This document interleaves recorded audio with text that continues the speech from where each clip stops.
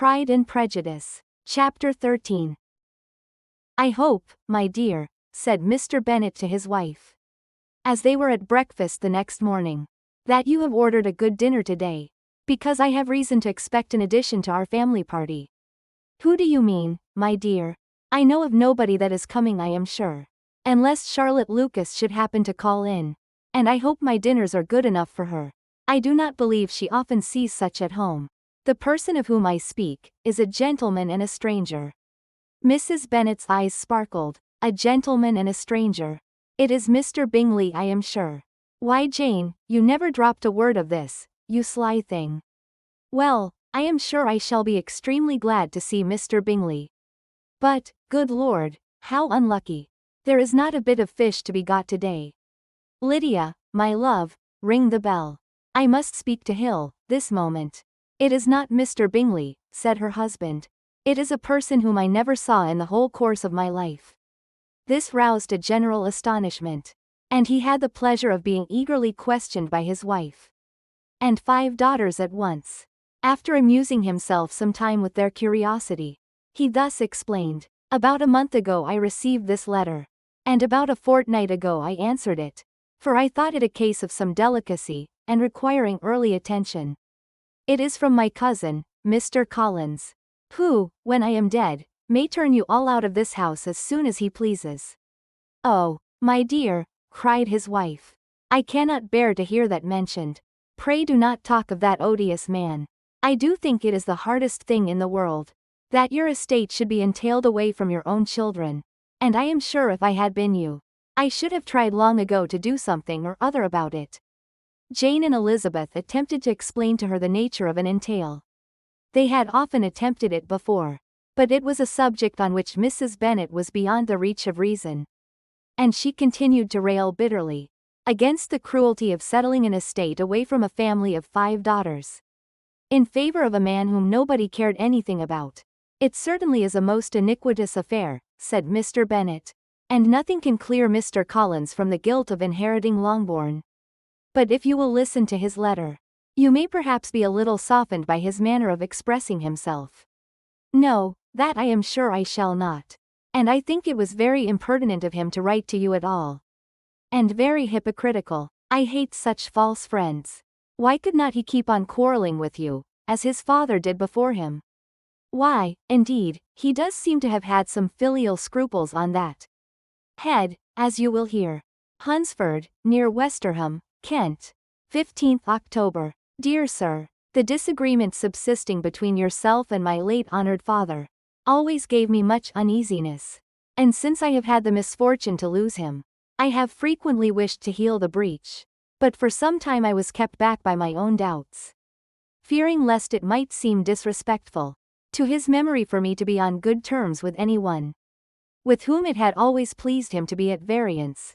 There, Mrs. Bennet. My mind, however, is now made up on the subject, for having received ordination at Easter, I have been so fortunate as to be distinguished by the patronage of the Right Honourable Lady Catherine de Bourgh, widow of Sir Louis de Bourgh, whose bounty and beneficence has preferred me to the valuable rectory of this parish, where it shall be my earnest endeavour to demean myself with grateful respect towards her ladyship, and be ever ready to perform those rites and ceremonies which are instituted by the Church of England. As a clergyman, moreover, I feel it my duty to promote and establish the blessing of peace in all families within the reach of my influence. And on these grounds I flatter myself that my present overtures of goodwill are highly commendable, and that the circumstance of my being next in the entail of Longbourn estate will be kindly overlooked on your side, and not lead you to reject the offered olive branch.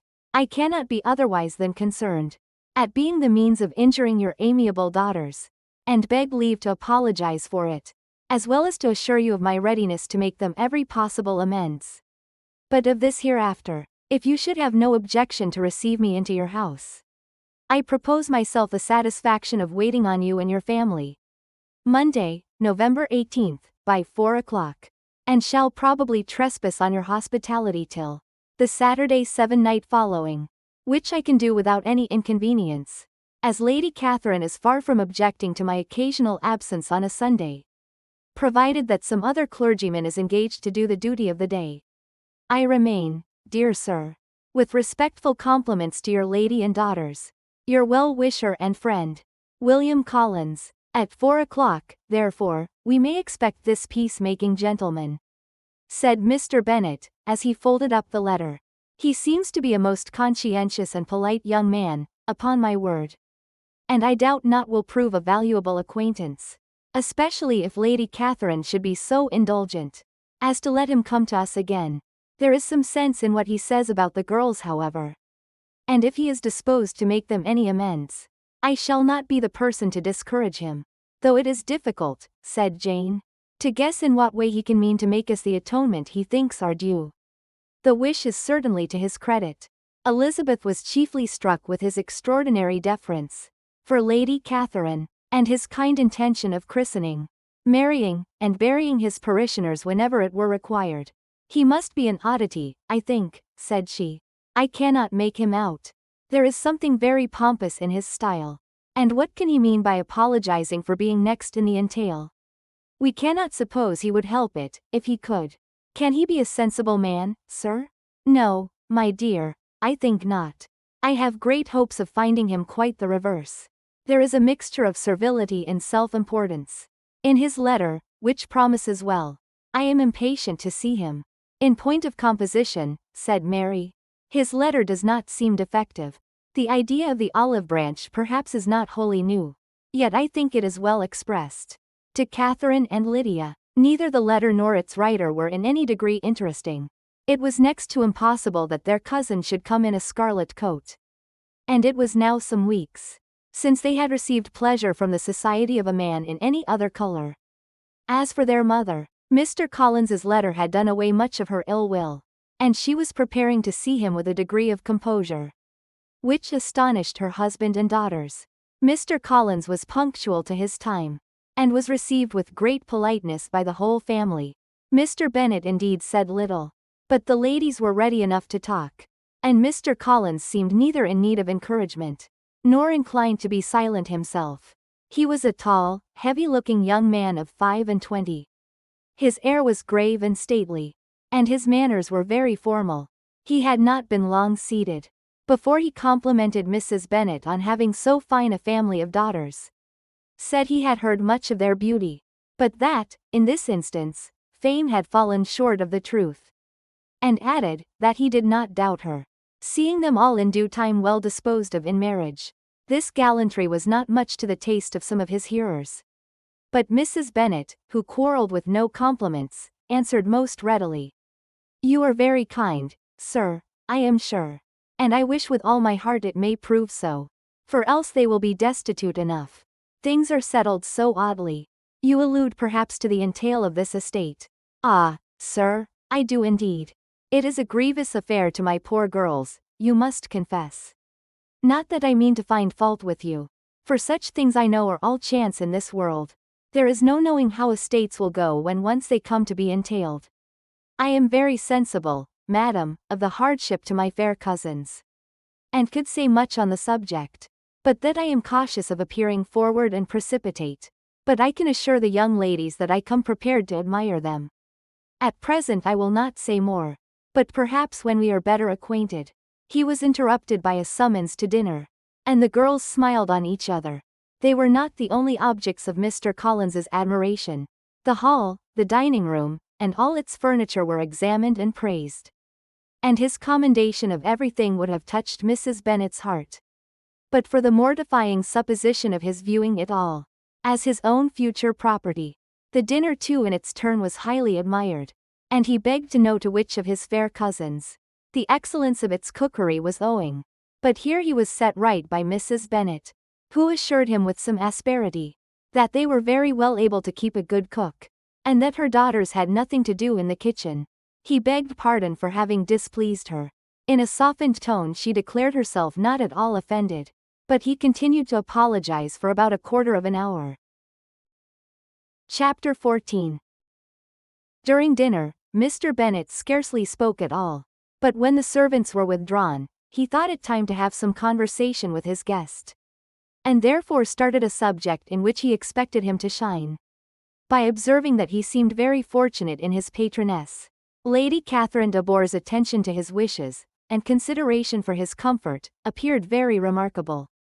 Mr. Bennet could not have chosen better. Mr. Collins was eloquent in her praise. The subject elevated him to more than usual solemnity of manner. And with a most important aspect he protested that he had never in his life witnessed such behavior in a person of rank. Such affability and condescension, as he had himself experienced from Lady Catherine. She had been graciously pleased to approve of both the discourses, which he had already had the honor of preaching before her. She had also asked him twice to dine at Rosings, and had sent for him only the Saturday before, to make up her pool of quadrille in the evening. Lady Catherine was reckoned proud by many people he knew, but he had never seen anything but affability in her. She had always spoken to him as she would to any other gentleman. She made not the smallest objection to his joining in the society of the neighborhood, nor to his leaving his parish occasionally for a week or two, to visit his relations. She had even condescended to advise him to marry as soon as he could, provided he chose with discretion, and had once paid him a visit in his humble parsonage, where she had perfectly approved all the alterations he had been making, and had even vouchsafed to suggest some herself.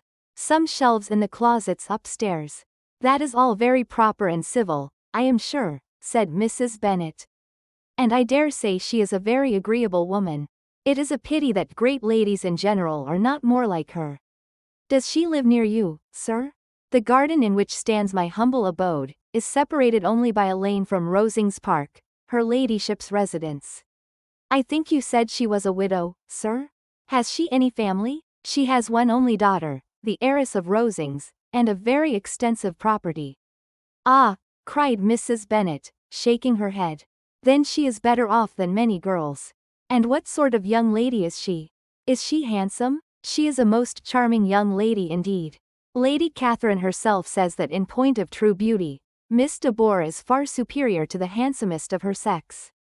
Because there is that in her features which marks the young woman of distinguished birth. She is unfortunately of a sickly constitution, which has prevented her making that progress in many accomplishments, which she could not otherwise have failed of. As I am informed by the lady who superintended her education, and who still resides with them. But she is perfectly amiable, and often condescends to drive by my humble abode in her little phaeton and ponies. Has she been presented? I do not remember her name among the ladies at court. Her indifferent state of health unhappily prevents her being in town, and by that means, as I told Lady Catherine myself one day, has deprived the British court of its brightest ornament. Her ladyship seemed pleased with the idea, and you may imagine that I am happy on every occasion to offer those little delicate compliments which are always acceptable to ladies. I have more than once observed to Lady Catherine, that her charming daughter seemed born to be a duchess, and that the most elevated rank, instead of giving her consequence, would be adorned by her. These are the kind of little things which please her ladyship, and it is a sort of attention which I conceive myself peculiarly bound to pay. You judge very properly, said Mr. Bennet, and it is happy for you that you possess the talent of flattering with delicacy. May I ask whether these pleasing attentions proceed from the impulse of the moment, or are the result of previous study?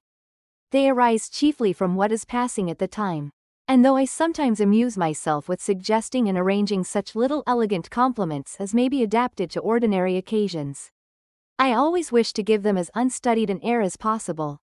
Mr. Bennet's expectations were fully answered. His cousin was as absurd as he had hoped, and he listened to him with the keenest enjoyment, maintaining at the same time the most resolute composure of countenance, and except in an occasional glance at Elizabeth, requiring no partner in his pleasure. By tea time, however, the dose had been enough, and Mr. Bennet was glad to take his guest into the drawing-room again, and when tea was over, glad to invite him to read aloud to the ladies. Mr. Collins readily assented, and a book was produced. But on beholding it, for everything announced it to be from a circulating library, he started back, and begging pardon, protested that he never read novels. Kitty stared at him, and Lydia exclaimed. Other books were produced, and after some deliberation he chose Fordyce's Sermons. Lydia gaped as he opened the volume, and before he had, with very monotonous solemnity, read 3 pages, she interrupted him with, Do you know, Mamma, that my Uncle Phillips talks of turning away Richard? And if he does, Colonel Forster will hire him. My aunt told me so herself on Saturday. I shall walk to Meriden tomorrow to hear more about it, and to ask when Mr. Denny comes back from town. Lydia was bid by her 2 eldest sisters to hold her tongue. But Mr. Collins, much offended, laid aside his book, and said, I have often observed how little young ladies are interested by books of a serious stamp, though written solely for their benefit. It amazes me, I confess. For certainly, there can be nothing so advantageous to them as instruction. But I will no longer importune my young cousin. Then turning to Mr. Bennet, he offered himself as his antagonist at backgammon. Mr. Bennet accepted the challenge, observing that he acted very wisely in leaving the girls to their own trifling amusements. Mrs. Bennet and her daughters apologized most civilly for Lydia's interruption, and promised that it should not occur again, if he would resume his book. But Mr. Collins, after assuring them that he bore his young cousin no ill will, and should never resent her behavior as any affront, seated himself at another table with Mr. Bennet, and prepared for backgammon.